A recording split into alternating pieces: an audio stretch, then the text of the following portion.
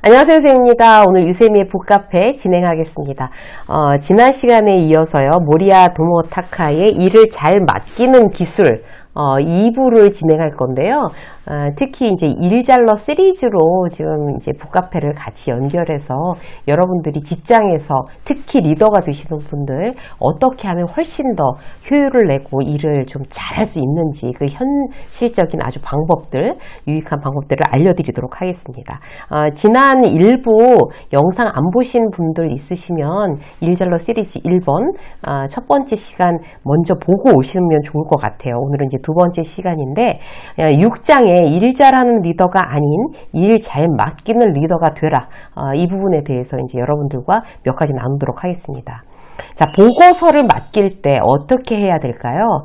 그 리더가 자기 팀원 한테 보고서를 맡겼어요. 이제 루틴하게 주 단위로 이제 왜 우리 그런 거 있잖아요. 주간 업무 보고 이런 거, 주간 매출 동향, 주간 무슨 어떤 그 업계 동향 이렇게 해서 리포트를 루틴하게 해내고 있는 거를 맡긴다고 치자고요. 팀원한테 리더가. 그랬을 경우에 두 가지 유형이 있는 거예요. 그러니까 귀찮으니까 자기가 귀찮으니까 이거 이제부터 김대리가 하세요라고 하는 거는 솔직히 귀찮아서 바쁘기도 하니까 그 양식 주면서 그냥 떠맡기는 그런 느낌이 들게끔 맡기는 리더가 있어요. 근데 다른 리더는 똑같은 일을 맡기면서도 이렇게 얘기하는 거죠. 김대리 내가 팀원 시절에 보고서 작성 이거 도맡아서 했고 이걸 통해서 정말 많이 배웠어요. 그래서 이 자료를 조사하고 이러다 보면 굉장히 이제 다른 직원들보다 뭔가 정보를 많이 수집하게 될 거예요. 그래서 이게 내가 지나고 생각을 해보니까 굉장히 나한테 도움이 됐는데 이 일을 김대리가 해줬으면 좋겠어요. 이렇게 아주 의의가 있는 일이라면서 팀원에게 보고서 작성을 맡겼다고 치자고요. 그 똑같은 보고서를 작성을 맡기면서 이 두 리더는 대단히 다른 리더가 될 수가 있죠. 일의 성격이 가치가 있다고 느껴지는 일, 기여하고 있다고 느껴지는 일, 보람을 느끼고 자랑스러운 일에 대해서 이렇게 내가 이 일을 맡았구나라고 그 팀원이 생각하면서 그 일을 했을 경우에 모티베이션이 훨씬 더 올라갈 수가 있는 거죠.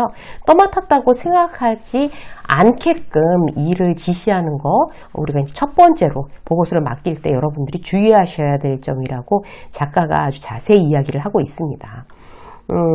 리더가 일을 그냥 떠넘기는 방식으로 했다. 이렇게 하면 팀원들은 불신감을 품고 보람도 뺏기고 일 못하는 리더라고 그 리더를 바라보는 거죠. 귀찮으니까 우리한테 떠넘겼어. 이렇게. 그래서 이렇게 이제 팀원이 일을 떠맡았다고 생각을 하는 거는 리더의 잘못이라는 거 포인트로 말씀드려요.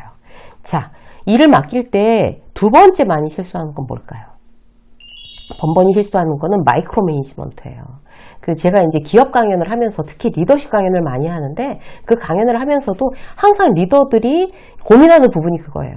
이것까지는 얘기를 하는 게 맞는데 마이크로 매니지먼트라고 이제 그 후배들이 생각할까봐 그걸 굉장히 꺼려하시는 분들이 많더라고요. 업무의 진행 방식, 수행 방법을 아주 디테일하게 지시하거나 오늘 안에 이제 끝내라고, 만약에 오늘 6시까지 끝내라고 하는 이제 업무를 막 2시에 체크하고 3시에 체크하고 4시에 체크하고 이렇게 되는 경우가 바로 이제 마이크로 매니지먼트의 대표적인 사례라고 할 수가 있죠. 그리고 또 이런 거 있어요. 고객하고 이제 막 그 고객하고 이제 전화로 막 얘기하고 있어요, 직원이. 그러면 끊자마자 어땠어? 뭐라 그래? 이렇게 막 옆에서 그냥 기다렸다는 듯이 묻는 리더. 또 팀원한테 이제 맡기는 게 불안해서 어느 단계까지 지금 진행된 거야? 막 이렇게 단계별로 계속 참견하는 리더. 마이크로 매니지먼트는요, 단기적인 시점에서는 이제 뭔가 성과를 볼 수는 있지만 장기적인 시점에서는 전혀 도움이 되지 않는다라고 이제 그 작가가 우리한테 이제 경고하고 있어요. 이렇게 되면 팀원이 스스로 이제 생각하지 않게 된다는 거죠. 그 리더와 팀원 사이에 신뢰관계도 형성되기 어렵다는 거죠. 불필요한 스트레스를 팀원에게 줄 수밖에 없다는 겁니다. 그래서 마이크로 매니지먼트로 팀원의 사고를 정지시키고 있지 않은 건지, 자, 두 번째로 체크하시자고요. 자, 세 번째, 맡긴 일을 리더가 이렇게 처리할 때 팀원이 질색하는 거 있대요. 성과 가로채기입니다. 리더가 절대로 해서는 안 되는 일이라는 거죠. 이제 여기서 예를 든 게 이제 아주 실질적인 예를 들어놨어요. 임원 회의를 하는데 과장 이상이 의견을 내놓을 수 있는 그런 이제 원칙이에요. 그 회사는. 그러면 이제 이럴 경우에 김 과장은 어떻게 해야 될까요? 이게 다 다른 사람, 김 대리나 박 대리가 이제 기한을 하고 기획을 해서 올린 일인데, 과장 이상만 의견을 내놓을 수 있으니까 과장이 얘기를 해야 되잖아요. 근데 그거를 과장이 자기의 어떤 기회가 아닌 것처럼, 자기의 아이디어인 것처럼 내놓을 거냐? 이게 굉장히 중요한 거죠. 임원회의 마지막에 이제 실제 자기가 의견을 딱 개진하고 맨 마지막에 실제 기획자의 이름을 밝히는 거예요. 이 내용은 김 대리가 기획한 내용입니다. 이렇게. 그리고 더 중요한 거. 그걸 기획한 팀원, 김 대리한테, 그 임원회의에서 내가 김 대리가 기획했다고 내가 밝힐게요. 이렇게 얘기해 주는 거 굉장히 중요한 거예요. 메일을 보낼 때도 실제로 일을 맡은 팀원을 참조해 이제 넣는 거를 꼭 신경 써야 되는 거죠. 그러면 자기가 기획해 놓은 일을, 자기의 공을 과장한테, 선배한테 뺏기지 않는구나. 굉장히 심리적으로 안정감 줍니다. 그 일로 칭찬받을 때는 어떻게 해야 될까요? 사실 우리 팀 김대리의 아이디어입니다. 뭐 이사님 이렇게 얘기해 주는 거죠. 그 박대리가 이제 거래처를 자주 다니면서 신뢰관계를 쌓아준 덕분에 가능한 일이었습니다, 이사님. 이렇게 밝히는 거. 이게 바로 리더가 성과 가로채기에서 자유로울 수 있는, 그거 굉장히 경계해야 되는 아주 이제 포인트가 되겠습니다. 이게 성과에 팀원이 주목받게 하는 거. 그게 바로 팀원과의 신뢰를 쌓게 하는 아주 좋은 방법이라는 거죠. 자, 또 한 가지 볼까요? 성과를 내고 있는 팀원한테 리더가 조심해야 될 게 어떤 걸까요? 문제없이 진행되고 있는데 굳이 개입하려는 리더 있을 수 있어요. 예. 그리고 이제 다 같이 모여서 이제 막 회의를 하는데 팀원이 발표를 했어요. 아이디어를 냈어요. 근데 그거를 굳이 똑같은 내용을 표현만 바꿔서 다시 한번 반복해요, 리더가. 굉장히 정말 이거 신뢰감 깨는 일입니다. 또 일을 또 맡기자마자 이거 해라, 저거 해라, 저건 안 했니? 또 구체적으로 얘기해요. 이런 것도 굉장히 주의해야 되는 거죠. 그게 바로 리더의 우월 욕구라고 해요. 그래서 여기서 포인트로 작가가 얘기해 주는 부분은 뭔가 하면, 자기의 마음속 깊이 싹 트는 우월 욕구, 이거를 굉장히 조심해야 된다라고 이제 또 경계하고 있습니다. 자, 또 하나 볼까요? 리더의 자질은 어디에서 드러날까요? 스스로 체크해 봐야 되는 거예요. 실적만을 추구하는 리더가 있고, 팀원 개개인의 성장을 바라는 리더가 있습니다. 여러분은 어느 쪽이세요? 수치나 결과에만 관심 있는 리더가 있고, 개개인의 관심 있는 리더가 있어요. 여러분은 어느 리더이십니까?